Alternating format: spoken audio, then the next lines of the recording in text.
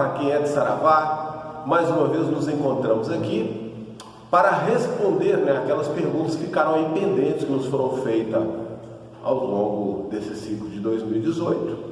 E agora, encerrando o mês de dezembro, nós tivemos um tempinho e vamos aqui aproveitar para gravar as respostas baseadas nas perguntas que nos foram enviadas aí por todos aqueles que nos acompanham aí a divulgação midiática do OEA.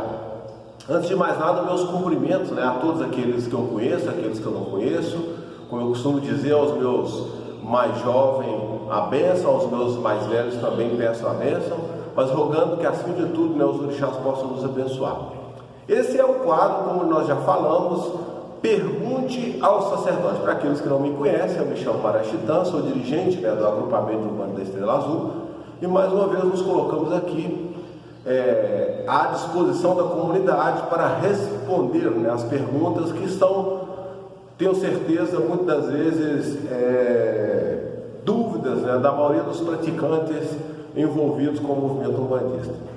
Nós praticamos umbanda esotérica, é sempre bom deixarmos claro e registrado para que as pessoas que escutarem as nossas respostas não confundam a nossa forma de abordagem com outras escolas. Então, os nossos apontamentos é lógico, evidente, sempre respeitando os graus de consciência de todas as pessoas, mas com um vínculo específico com o movimento espiritual que praticamos, que no caso é a Umbanda esotérica, iniciada pelo saudoso Odolfo Wilson da Mata e Silva, conhecido como Mestre Apacani, e depois revitalizada pela escola iniciática de Francisco Rivas Neto, do Mestre Amunicida Arapiaga.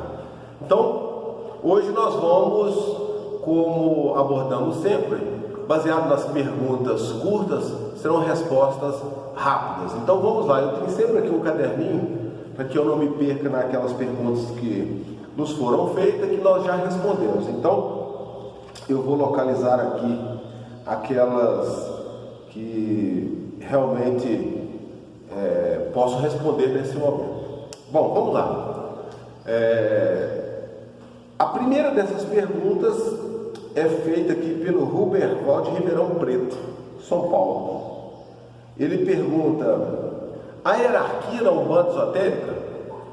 Sim, Ruberval, há sim hierarquia na Umbanda esotérica, tanto do ponto de vista espiritual quanto do ponto de vista humano. Isso quer dizer o seguinte, que há uma hierarquização que a gente chama de sinarquia do ponto de vista espiritual, que são a transmissão dos ensinamentos espirituais baseado no grau de envergadura dos mentores espirituais. Então tem mentores com maior capacidade espiritual do que outros, por isso que são classificados como orixás menores, guias e protetores. É essa sim hierarquia do ponto de vista espiritual, que a gente chama de sinarquia. E é sempre bom lembrar que sinarquia é um conceito talvez pouco utilizado, mas conhecido por alguns sacerdotes como aquela hierarquia que é baseada numa sabedoria, no amor, ou seja, na competência espiritual.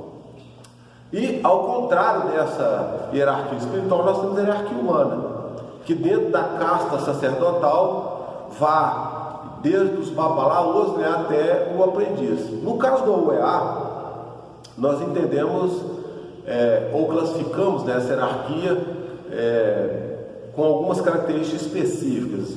Primeiro, pelo grau iniciático, segundo, pelo tempo de vivência, e terceiro, pela busca e capacidade individual de cada um. Então, nós podemos ter dentro de um templo pessoas que foram iniciadas, ou seja, trazem um potencial que é traduzido em capacitação. Então, isso permite a iniciação. O tempo de vivência, ou seja, nós temos pessoas que estão há muito tempo no templo, têm respeito, ocupam funções importantes, mas talvez por cargas kármicas nem serão iniciadas. E temos aqueles que estão chegando, que a gente chama de neófitos, Então, à medida que a pessoa ela vai se envolvendo com a egrégora, ela vai cumprindo essa etapa inicial, que é de aprendizado ou envolvimento com a egrégora. Parece que nós já respondemos, inclusive, essa pergunta em outro vídeo. Depois é só vocês seguirem lá que vão conseguir aí fazer as correspondências baseadas na pergunta. Então, Roberval, existe sim hierarquia espiritual e hierarquia humana. A segunda pergunta, essa aqui é uma pergunta bem interessante e provavelmente, né, quando a pessoa faz a pergunta é porque ela já tem algum tipo de vivência, né? A pergunta é feita pela Maria, lá de Pernambuco. Então ela nos pergunta assim: qual o significado dos nomes iniciáticos utilizados pelos médiuns da Umbanda Esotérica? Por isso que eu disse que a pergunta é interessante. Bom, os nomes iniciáticos, geralmente, eles são uma tradução da capacidade espiritual daquele sensitivo, daquele indivíduo, né, que está envolvido com a iniciação, e dentro dos aspectos específicos, né, da Umbanda Esotérica, traduz o potencial de valência desse espírito. Então, o nome iniciático carrega uma valência tanto pelas virtudes e conquistas daquele espírito, quanto por aquilo que ele desempenha na atual circunstância. Então, na verdade, o nome iniciático, ele se difere do nome profano, que é o nome humano, né, que nós temos. Então, todo médium, né, quando ele passa pelo processo da iniciação dentro da Umbanda Esotérica, ele vai receber um antigino, um nome, e esse nome vai o qualificar para desempenhar algumas atividades imprescindíveis ao próprio crescimento espiritual dele. Lógico que esse nome tem a ver com a atividade que ele vai desenvolver, tem a ver com a ancestralidade que ele traz e principalmente tem a ver com os mentores que o assistem. Basicamente é essa a resposta que nós podemos dar aqui com relação, né, ao significado dos nomes iniciáticos. E o mais importante do nome iniciático, que o nome iniciático ele grupa, né, ele agrupa as pessoas de acordo com as afinidades espirituais.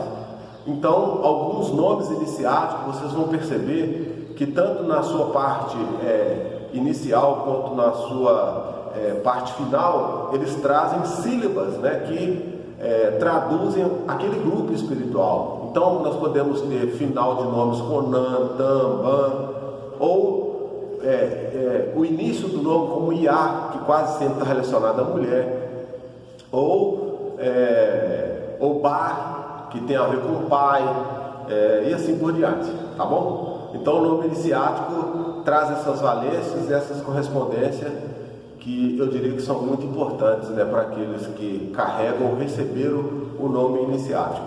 No meu caso, como vocês já sabem, eu me chamo Marachitã. Então, o MA tem uma valência e o TAN, né, como eu disse aqui, que é uma terminação do nome, silábica do nome, né, então traz ou traduz algo. No meu caso, o TAN quer dizer a luz, o esplendor. Não vamos traduzi-lo todo aqui porque não é de bom tom e nem ético, tá bom? É isso.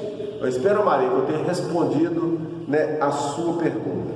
Vamos aqui para a terceira pergunta, que também é feito lá do Rio de Janeiro, pela Janaína de Itacuruçá.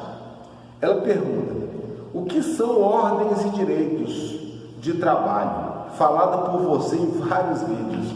Muito obrigado, Janaína. Isso denota que você está nos acompanhando aí, tem nos acompanhado, né, a publicação desse quadro Pergunte ao Sacerdote. A sua pergunta também é uma pergunta muito pertinente, uma pergunta interessante e que nos permite aqui abrir alguns elos, né? Quando você pergunta o que são ordens e direito de trabalho, por que eu falo muito nos meus vídeos, ordem e direito de trabalho são as responsabilidades que são direcionadas a um iniciado ou aquilo que o ordena para que possa executar determinadas funções, no nosso caso, dentro do contexto mediúnico ou no contexto templário, para quem é sacerdote. Então, ordem de trabalho são as valências espirituais.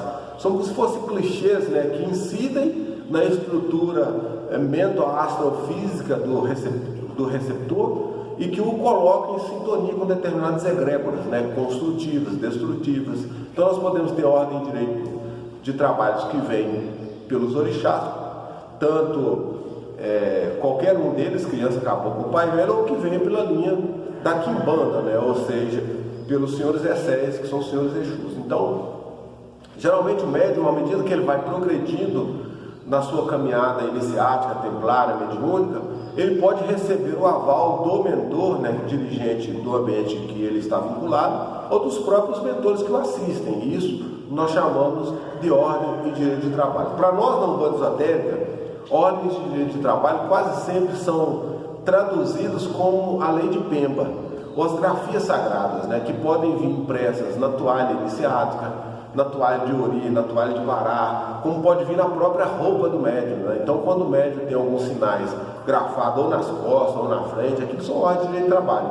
São ordens, respectivamente, passadas, né, do plano espiritual para que ele possa desempenhar a sua atividade com denodo e, acima de tudo, com propriedade, responsabilidade e, acima de tudo, com respeito, né, à espiritualidade.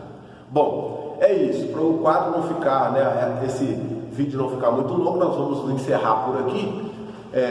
Mais uma vez, respondendo as perguntas aí dos nossos ouvintes, dos nossos acompanhantes virtuais, e desejando, né, desejar a vocês sucesso aí na busca, na caminhada espiritual de cada um de vocês. Como eu disse, meu nome é Marechitã. Para mim é uma imensa alegria poder estar aqui compartilhando um pouco do nosso saber. Um saravá profundo, né, a todos vocês que nos ouvem. Como eu digo sempre, né, luz na mente, paz no coração e harmonia física. Ou seja, corpo fechado contra as influências negativas e caminhos abertos a todas as energias positivas. Aproveite.